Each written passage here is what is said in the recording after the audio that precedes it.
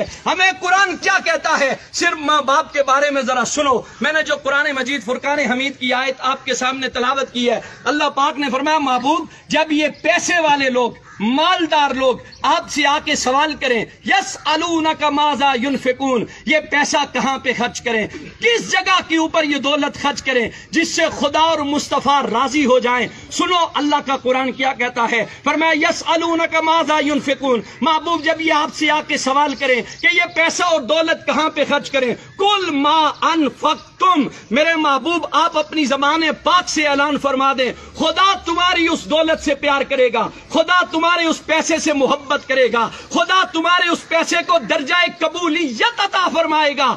کس پیسے کو درجہ قبولیت عطا فرمائے گا؟ فرمایا ما انفقتم من خیر فللوالدین، جو پیسہ تم اپنے بوڑھے باپ اور بوڑھی ماں کے اوپر خرچ کرو گے، اور تمہیں گارنٹی مل رہی ہے کہ جس بندے نے اپنے ماں باپ کے اوپر پیسہ خرچ کیا، جس نے ان کی خدمت کی، جس نے ان کا احترام کیا، جس نے ان سے دعائیں لی ہیں، اس بندے کے ساتھ خدا بھی راضی ہے، خدا کے محبوب بھی راضی ہیں. یہ بات یاد رکھو. یہاں سے 7 لاکھ روپے خرچ کر کے بندہ حج پڑھنے جاتا ہے، نہ اس کے پاس مکے کے مفتیوں کا فتویٰ ہے، نہ پاکستان کے مفتیوں کا فتویٰ ہے کہ تو نے 7 لاکھ روپے خرچ کیے، تو نے کعبہ شریف کی زیارت بھی کی ہے، تو نے وہاں صفا اور مروہ کی سعی بھی کی ہے، تو مکے اور مدینے کی گلیوں میں گھوما بھی ہے. اس کے پاس سند نہیں ہے کہ تیرا حج قبول ہو گیا ہے، تیری عبادت قبول ہو گئی ہے، تیرا جھکنا قبول ہو گیا ہے. خدا کی رحمت کی امید تو ہے لیکن قبولیت کی گارنٹی کوئی نہیں دے سکتا. لیکن سنو،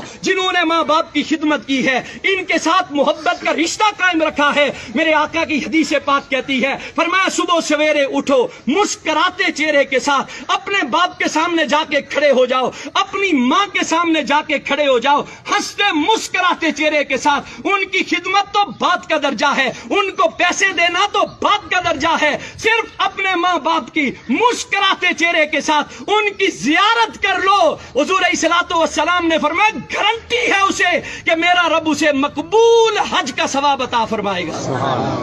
ہم یہاں سے حاجی صاحب بننے کے لیے مکے کی گلیوں میں تو جاتے ہیں، مدینے کی گلیوں میں تو جاتے ہیں، پیسے تو خرچ کرتے ہیں. کبھی سوچا تمہارا بوڑھا باپ گھر میں بیٹھا ہوا ہے، کبھی سوچا تمہاری ماں وہ محبت کی نظروں سے تمہیں دیکھ رہی ہے. شاید میرے بیٹے کو زندگی کا گزرا ہوا کوئی لمحہ یاد آ جائے، شاید اسے زندگی کی کوئی بیتی ہوئی یادیں ستائیں کہ میرے باپ نے میرے لیے اتنا کچھ کیا تھا، میری ماں نے لوگوں کے دروازوں کے اوپر جا کر کپڑے دھو کر برتن مانج کے لوگوں کے گھروں میں جھاڑو لگا کر. آپ اور میں روز دیکھتے ہیں بوڑھے ضعیف العمر لوگوں کو کہ روڈ کے اوپر سوٹی اٹھا کر لوگوں سے مانگ رہا ہے. کبھی اس بابے سے ایک دفعہ پوچھ کے دیکھو، بابا یہ تو کس کے لیے مانگ رہا ہے؟ تو لوگوں کے دروازوں کے اوپر جاتا ہے، تو کس لیے جاتا ہے؟ کیا تجھے اپنی ضرورت ہے؟ وہ باپ کہتا ہے نہ مجھے میری ضرورت نہیں ہے، میں زندگی گزار سکتا ہوں لیکن میرے گھر میں ننھے بچے ہیں جو شام کو میرا راستہ تکتے رہتے ہیں. ہمارا باپ گھر میں سودا لے کے آئے گا،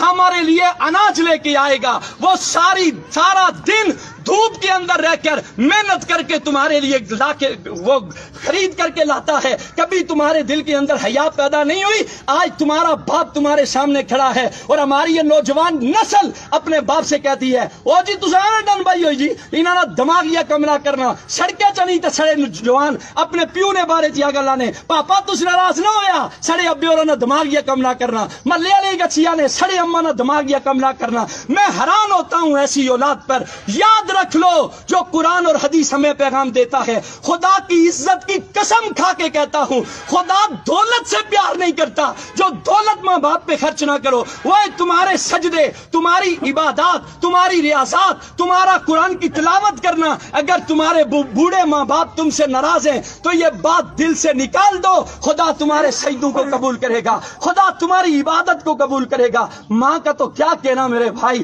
ماں تو زمانے کی وہ ہستی ہے جسے قرآن نے چاند کہا ہے. ساری کائنات ایک طرف ہے، ماں کی ہستی ایک طرف ہے. ماں جیسا تو اللہ نے کائنات کے اندر کسی کو پیدا ہی نہیں کیا ہے. وہ ماں جس کے بارے میں ایک شاعر بول کے کہتا ہے ایک مدت سے میری ماں نہیں سوئی تابش، میں نے فقط ایک بار کہا تھا کہ مجھے ڈر لگتا ہے. تابش کہتا ہے میں نے زندگی میں ایک مرتبہ کہا اماں مجھے ڈر لگتا ہے، اس کے بعد میری ماں نے سونا ہی چھوڑ دیا. ایک اور شاعر بول کے کہتا ہے، وہ کہتا ہے وہ اس ڈر سے دوپہر دوپہر کے وقت بچوں کو سلا دیتی ہے، شاید کھلونے بیچنے والا پلٹ کے واپس نہ آ جائے۔ ایک اور شاعر بول کے کہتا ہے، وہ کہتا ہے جس گھر میں روٹیاں 4 ہوں، بندے 5 ہوں، اس گھر سے ایک ہی ہستی کی صدا بلند ہوتی ہے، مجھے بھوک نہیں ہے، وہ کوئی اور نہیں ہوتا، رب کعبہ کی قسم وہ ماں ہوتی ہے۔ ایک اور شاعر بول کے کہتا ہے، وہ کہتا ہے اس زمان